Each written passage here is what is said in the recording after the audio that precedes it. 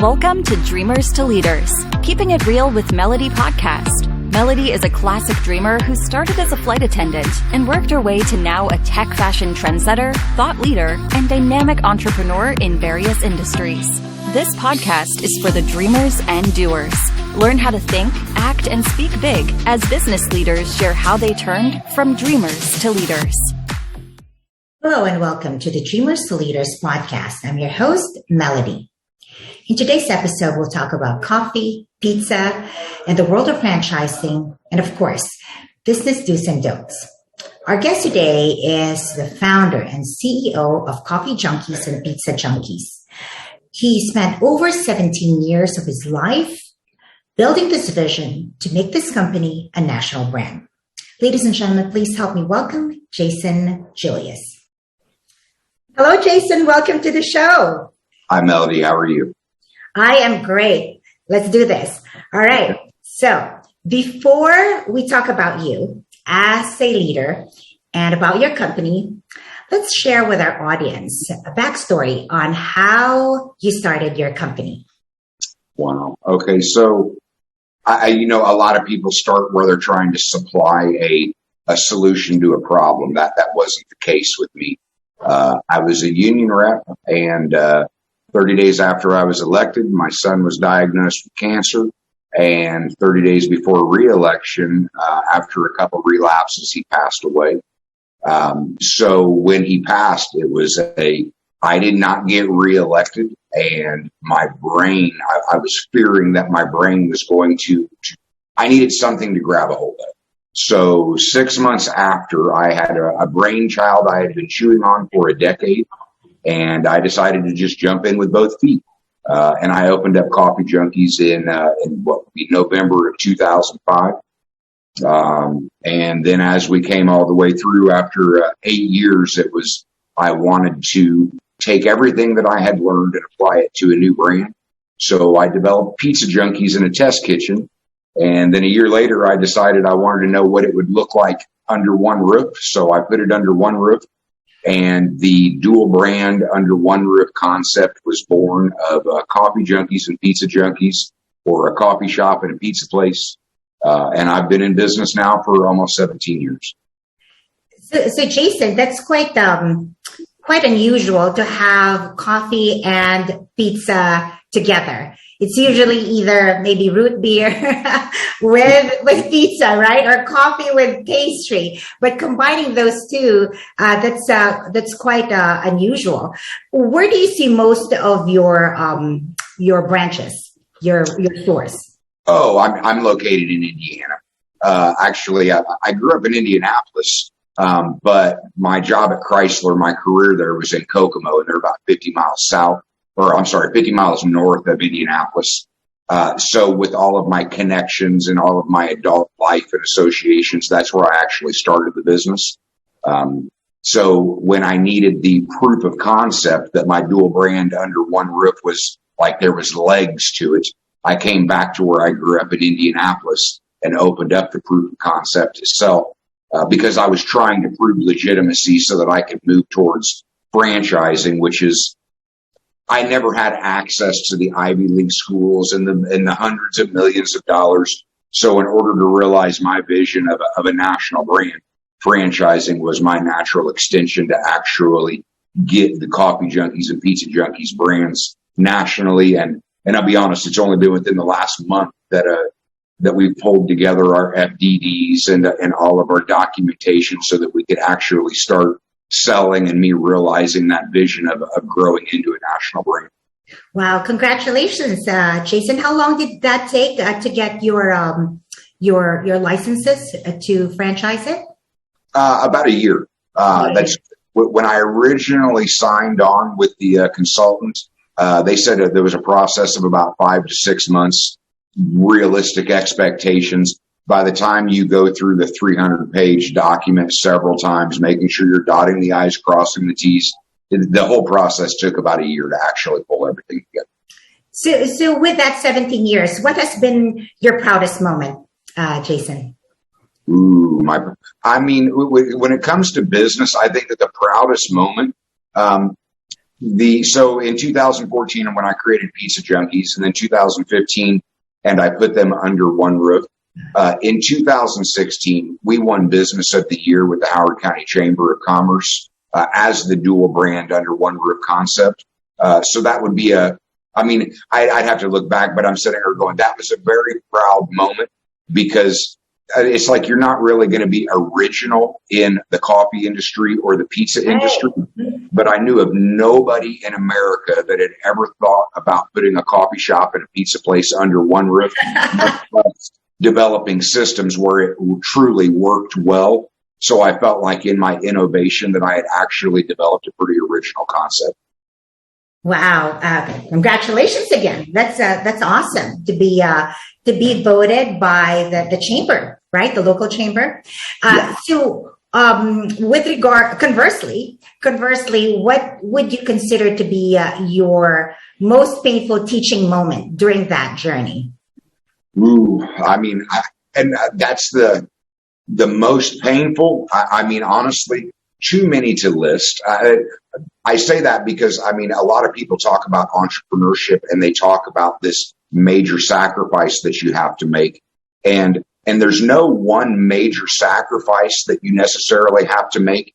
It's that when you start your entrepreneurial journey and you're willing to eat, sleep, and breathe your business, that it puts you to hard decisions every day.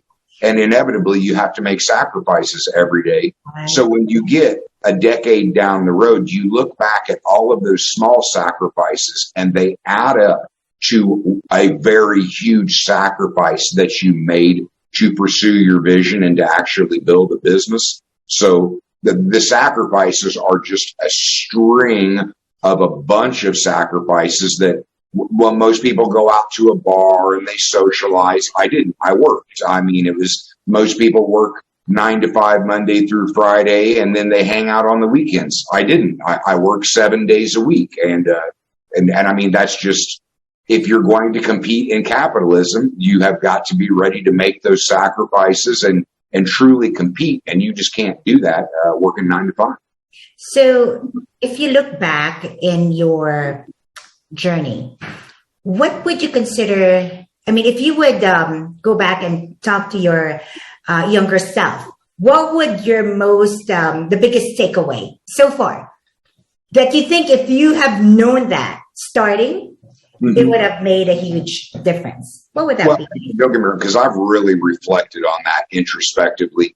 And the funny enough, it's like I noticed that every time that I made a legitimate effort to start reading and really searching out knowledge and growing mentally, the business progressed. The business progressed the first several years because I was reading, trying to get up to speed and the learning curve. And then there were years where I was struggling, and in the midst of the struggle and working in the business, not on it, I backed off of the reading. And every time that I came back to the reading, the business really developed and grew because, you got to search out information and you can pay big dollars for consultants, but small businesses just don't have those big dollars. Or you can really tear into books. And I'll be honest, I have a very good morning habit where I drink 3 cups of coffee and I'm reading 20 to 30 pages a day, and I'm tearing through 4 to 5 books a day. And I've been doing that for a solid 3 or 4 years now. That learning and growing and that commitment and at the end of the day, that love for reading has really benefited me, and it's benefited the business because I'm learning and growing every day. I'm setting the example for all of my people to do the same, and it takes a team. So I agree with you. Consistent desire to have that real burning desire to be open to learning and to get more information, to be humble enough to seek information. As a matter of fact, while I was browsing through your social media, and you talked about your morning habit of at least 30 to 40 pages, right? So I was thinking, you know what? I think that's good. It's small. It's a bite-sized thing, and before you know it, you can go through the whole book just like that, right? So I don't think it was quite 30 pages because I set it to 10 minutes or 15 minutes. and then I stop, right? But even that consistency of doing something to learn from each page, right? I think amounts to something later on. So I agree with you very much on that. Now, with all the geopolitics, the current events that's going on, as a business owner, with sanctions and rising costs, supply chain dilemma, how are you coping with that?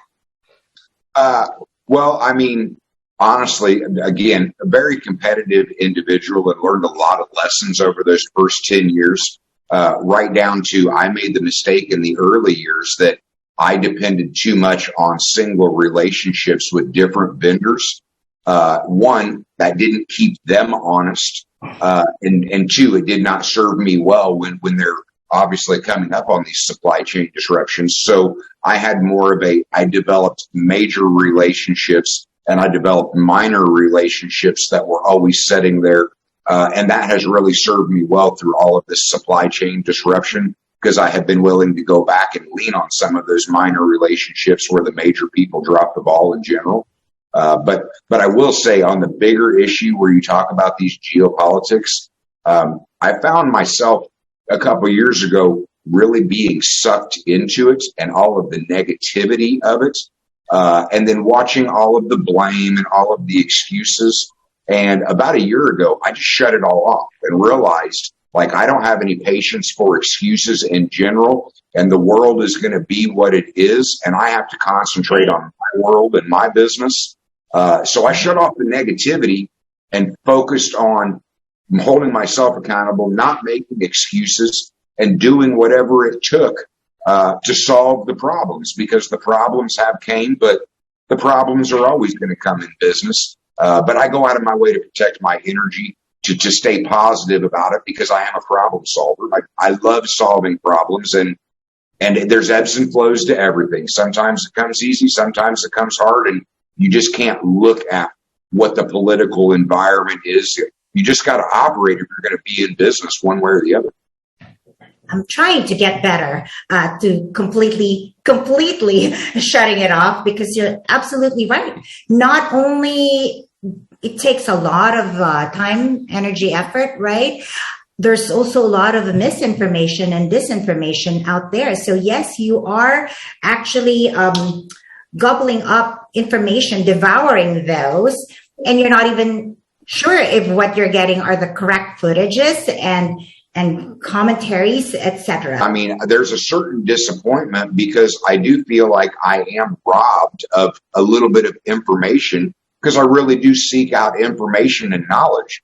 But when 98% of it is propaganda and both sides are looking to make you mad and put the negativity out there, and it's just like, okay, so I forego that 2% of real information so that I can avoid the 98% of the negativity, because like I said, I'm trying to protect my vibe. I want to stay positive, and I'm not buying into the herd mentality and choosing sides. I'm independent. I choose my side. And I'm just trying to function and operate in life to the best of my ability. I'm the same. I think I'm fiercely protective of that vibe, right? Because there's always that effect that you bring into the room. And as a leader, right? And we'll talk about culture and morale later. But still in the topic of your coffee and pizza. Coffee being the world's most consumed beverage. And, obviously there's all these major chains, major brands that you're competing with. How was it like competing with those major brands, especially starting out, Jason? I'll be honest. I didn't see it. I didn't frame it that way when I got into business. And I found it funny, because people were like, you're going to compete against the 800-pound gorilla? And I'm like, yeah, they're one competitor. And they've grown to a point where they've lost, in my opinion, they lost touch with that grassroots feel, and they became a major corporation. And I felt like I had an advantage as a small business to compete with them on that level. So I didn't look at as having many. I just knew I was competing. It was a David and Goliath. But I also learned from them. I have a deep respect for Howard Schultz and what he actually built.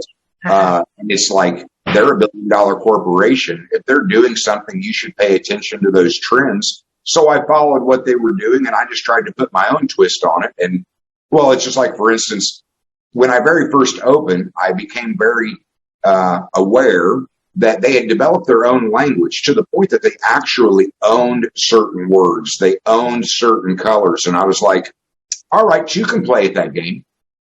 So I developed my menu where 80% of the drinks that are on my menu are specialty beverages. I branded each drink to make sure that you could only order them from me, so that you couldn't go back to them and try and order what I was producing. And I got really deep into the mixology of it, and mixing different syrup flavors with espressos and milk to create original creations in general, trying to compete where I saw that they were having success. I think it was brilliant that they have this concept of your next living room, right? Or your third living room, something to that effect. And in terms of revenue, their net revenue apparently last year was to the tune of 25 billion, up from 19.6 billion, previous to that. So a lot of money to be had in that space. And there's a little trivia on the pizza side because you combined the two. Apparently, 93% of Americans would eat one slice of pizza in the next 30 days.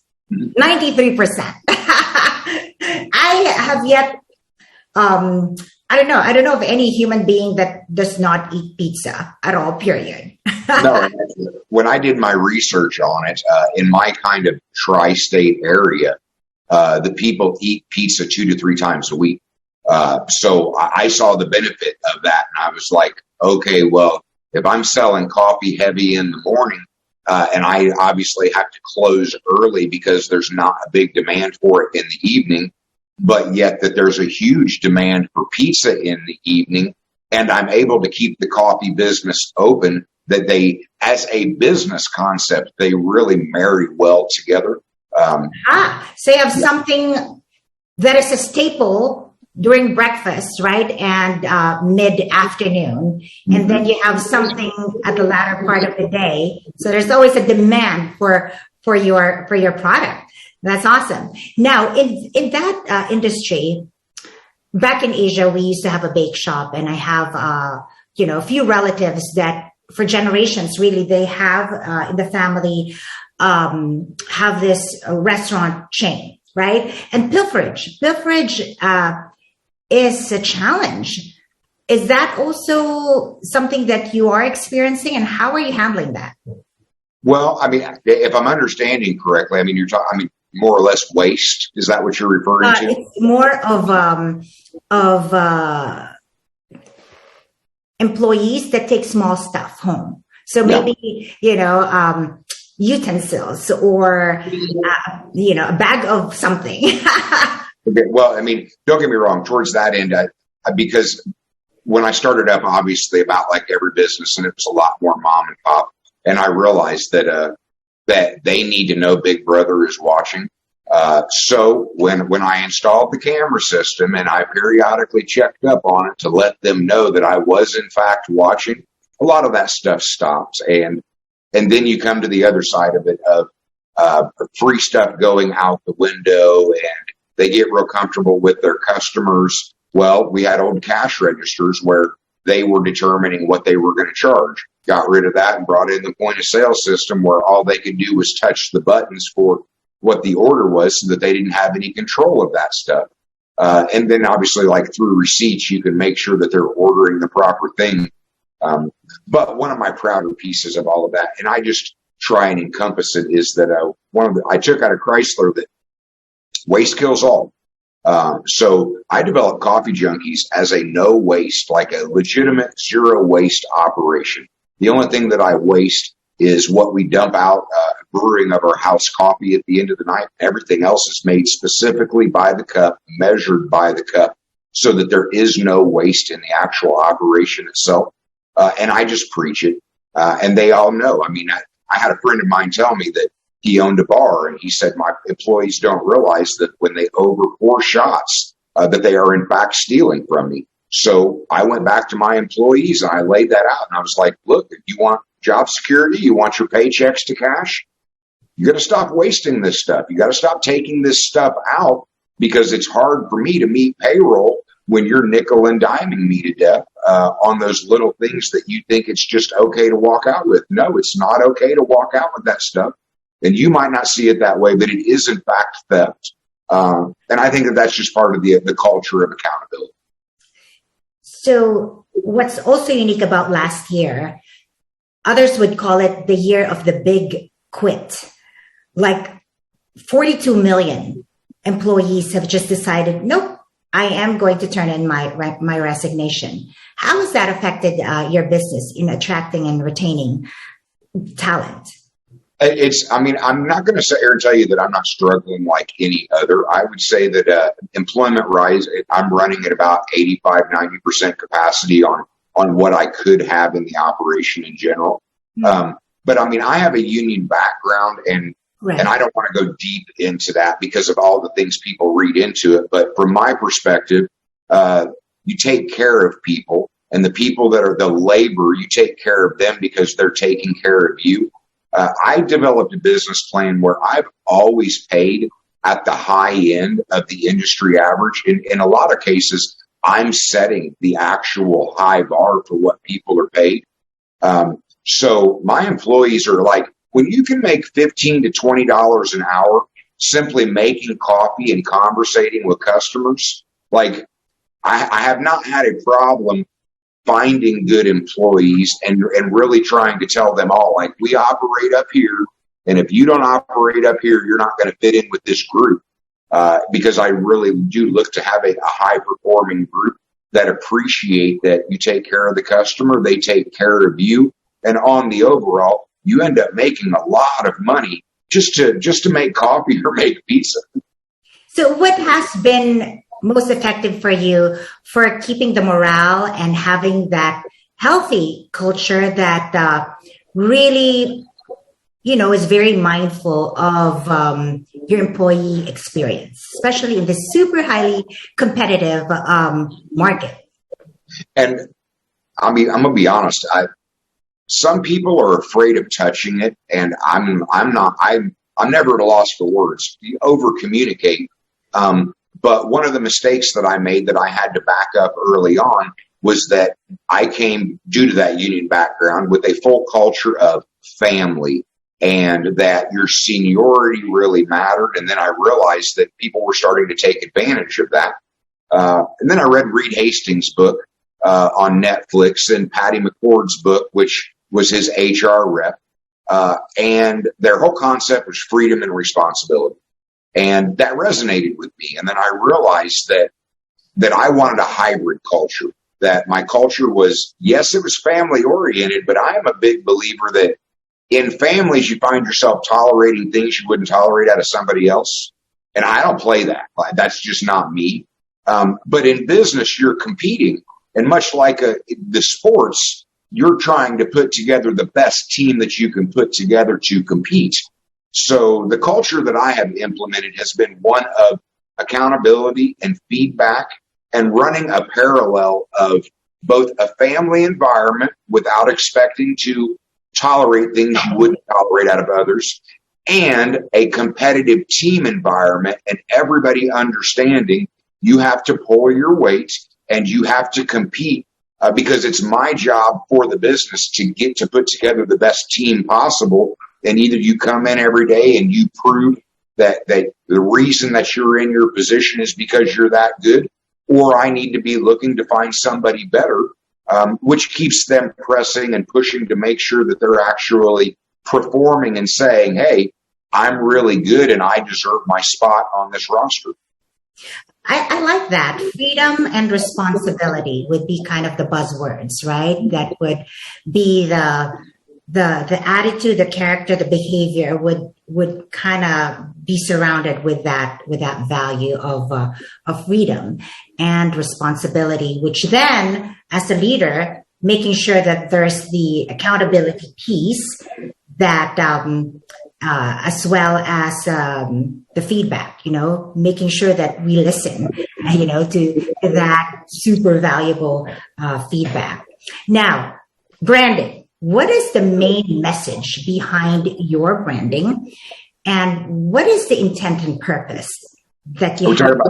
We're talking about my personal brand. So I have two different things. That one, I look out into the world of social media, and I see so much over glamorization of entrepreneurship that like I'm a very truthful individual. I'm not always everybody's cup of tea, but I want to be honest. And when I see that over glamorization, I'm like, you need to call that. That's not right. That's not realistic in general. So it's like, I want to tell and put out there what real entrepreneurship is, because they're like, oh, you own a business. You're a millionaire. Your life is great. You don't. No, that's not real entrepreneurship. Like, the struggle is very real. Yeah. Mm-hmm. So I want that straight talk. But the other side of it is, when I started in 2005, this information wasn't out there. And I'm sitting there, I want to champion small business, and I want to put out the real information out there, because it took me like 11, 12 years before I started experiencing any type of like real success, because the first 5 years I made so many mistakes because that information wasn't out there, that it took me another 5 or 6 years to dig myself out of that hole through deep research, to go digging for information that I'm like, well, in the day and age of social media, you shouldn't have to dig that hard for the information, but it needs to be real, honest information, because everybody starts with, you don't know what you don't know. Mm-hmm. And that light's got to go off in your head to say, well, hey, maybe I need to find somebody to tell me what it is I don't know, so at least I have a starting point. And I'm very much of a blue-collar background. I try and be a very grounded individual. So I just was like, I need to be me and comfortable in my own skin. So I'm just going to put me out there, and hopefully my perspective resonates with people, and I'm able to offer lessons and maybe save some people some of the pain that I actually went through, and in the process be known as somebody that I don't BS. I mean, I'm just trying to be real and offer straight talk and good information out there for other small service businesses. What you just said resonated with me in terms of that rawness, that being real. And if we just kind of look at this, the podcast, so it's called Dreamers to Leaders, Keeping It Real with Melody podcast. So the rawness I resonate with. And then secondly, it's the being champion for the small business owners.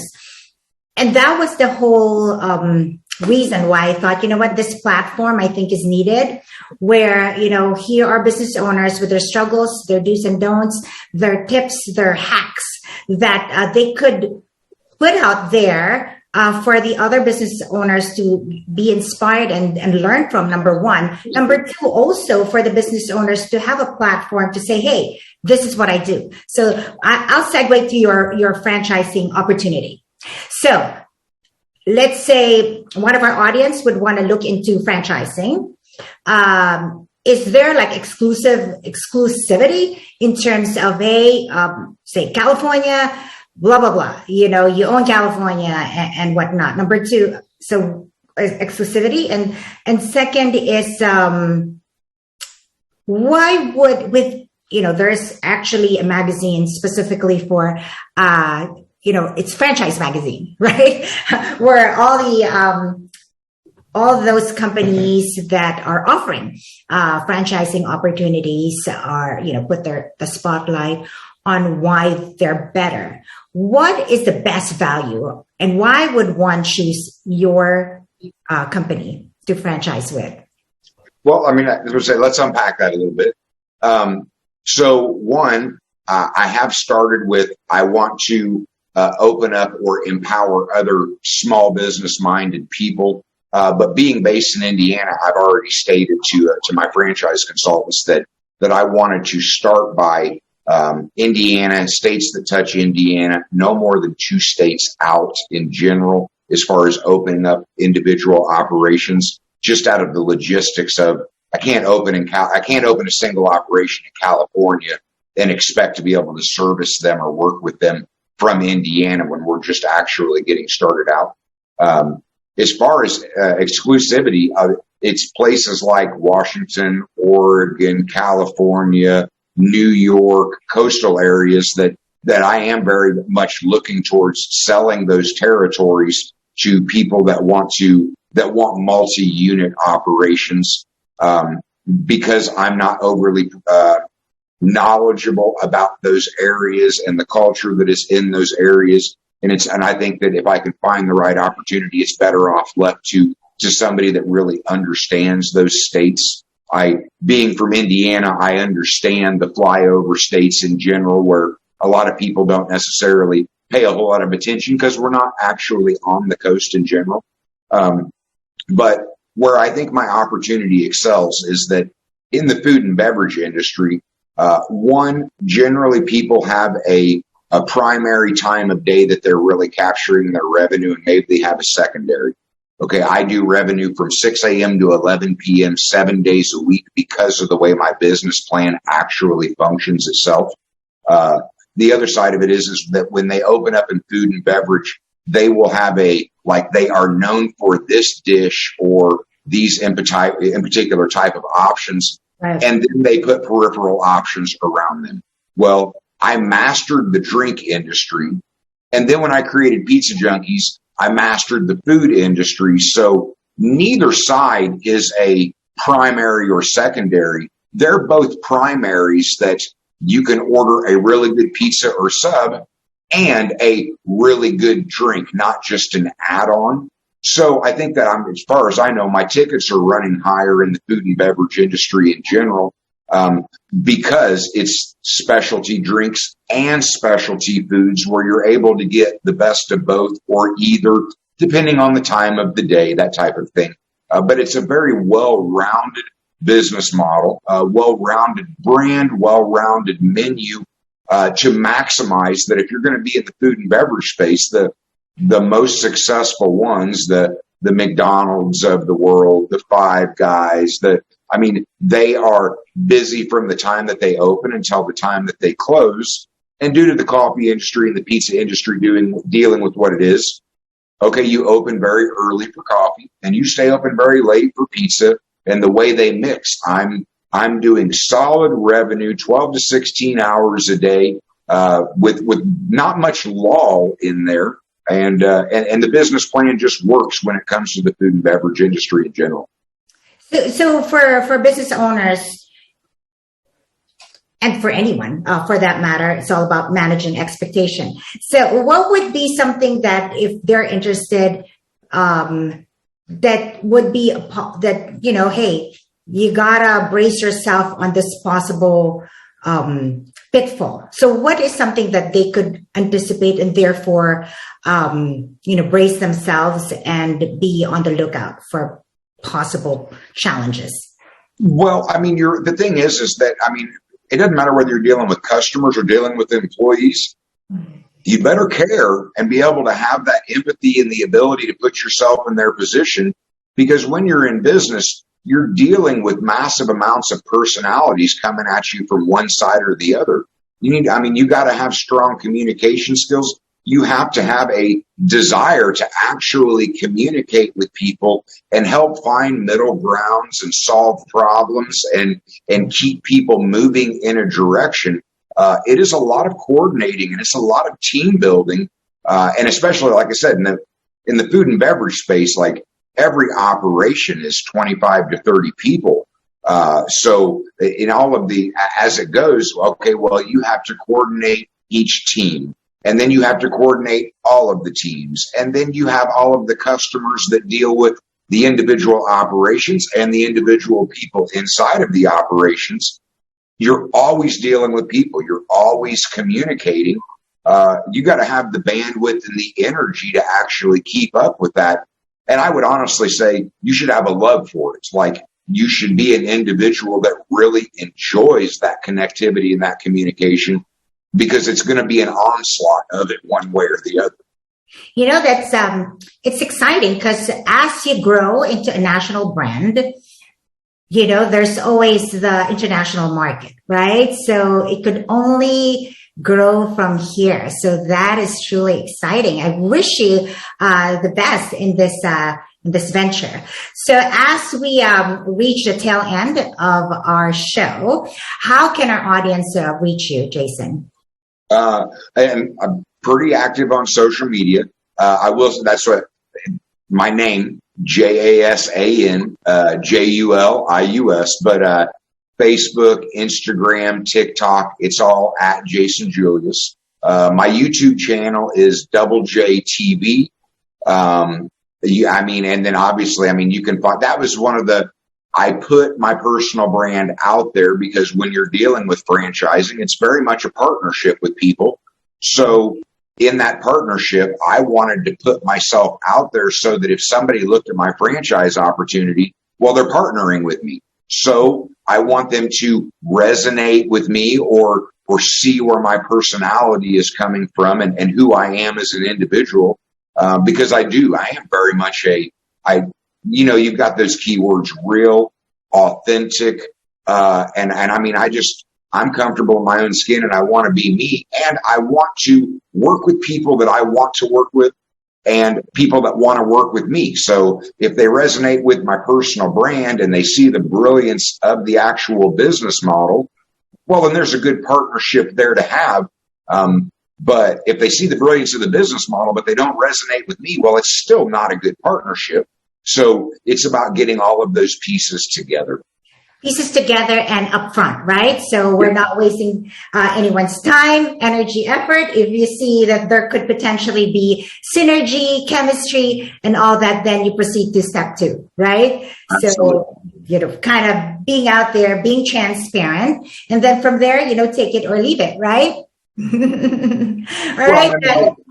You got to accept. I will fully say that because of, as you commented, I do have a certain level of an intensity. As one of my managers puts it, I'm an acquired taste. Okay. So I know I'm not everybody's cup of tea. But I am real. I'm honest. And it's just, my whole thing is that I'm not saying I don't want to be liked, but I want to be respected. And I want people to look at me and say, you know what? The dude doesn't BS you and you always know where you stand with him and he's honest and he's going to be good for his word.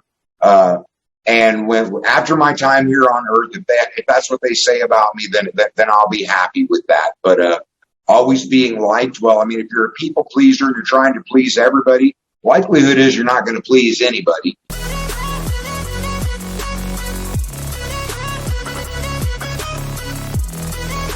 I got to be me so that I can't put that stuff out there on social media and feel like I'm trying to hold up to an alternative persona. I am me. And as long as I'm comfortable in my own skin, well, then I put it out there and wherever the chips fall, they fall. Listening to you with regards to the intensity, because early on in our show, you were saying that you're being mindful not to be too intense, right?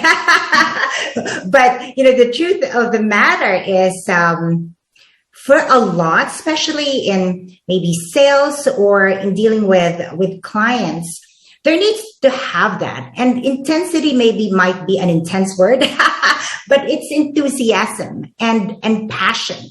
If you have enthusiasm and passion, it's really hard to just kind of subdue that. You know what I mean? If you're happy, if you're just really excited to share what you have, how can you contain that, right? And if they think that's intense, well, you know what? That's their problem. And I think, Jason, at the end of the day, you reach a certain point in your life where you're just so confident and you're happy, you're at peace with what you do. Then if for whatever reason it rubs them the wrong way or what have you, totally not your care, right? Too many people get wrapped up and what other people's opinions of you are, and you don't have any control of that. And you do have to be comfortable in your own skin. And I've said that I spent many years being wrong more than I was right. And after all of these years in adult life and learning and developing a little bit of wisdom through some painful mistakes, I'm right more than I'm wrong. And I think that that's probably where that confidence comes from. But when you go back to the intensity, it's like I tell people that I've long known how to radiate my anxiety. And then I became more mindful to understand that I was having anxiety in the moment and I radiated it. But what I'm capable of is radiating my energy. And as long as I'm positive, then I'm radiating positive energy. And when I get anxiety because I'm seeing something that's going wrong, that's a red flag. And yes, I do have the ability to radiate both my energy and my anxiety. And sometimes that comes off as being intense or passion. And other times that comes off as legitimately what I'm trying to do. I'm trying to push people to move faster. Right. Yeah. And I don't think there's anything wrong with that, especially if you're a leader. You know what I mean? You can't be like soft-spoken and low energy. No one's going to follow you. I think. So I think that's part of, the vibrancy and, it creates urgency and realness, and attention. You know what I mean? Sometimes you just need to command attention. And what do? You can't be whispering, right?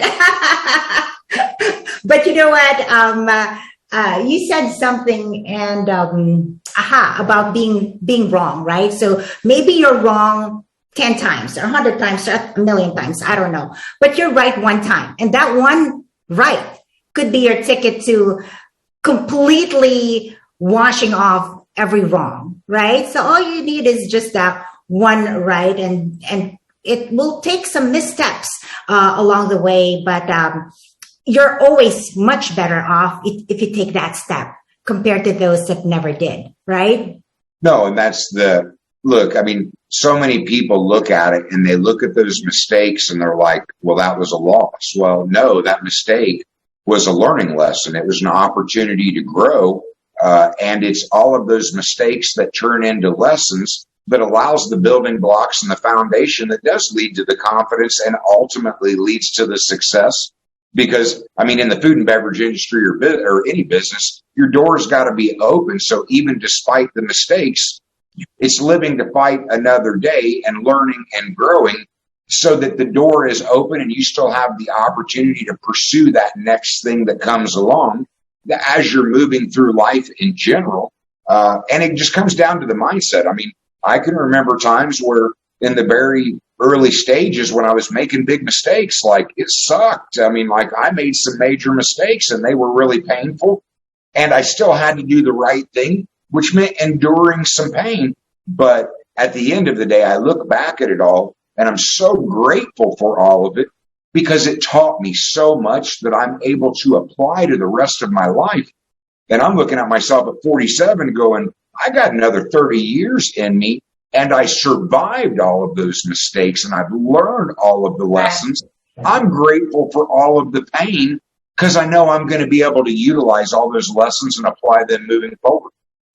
As they say, words don't teach. You can read as much and people can say as much, right? But it's life experience that teaches. So it's all about the tuition, the life experience tuition that we have to pay in order to learn and be better, right?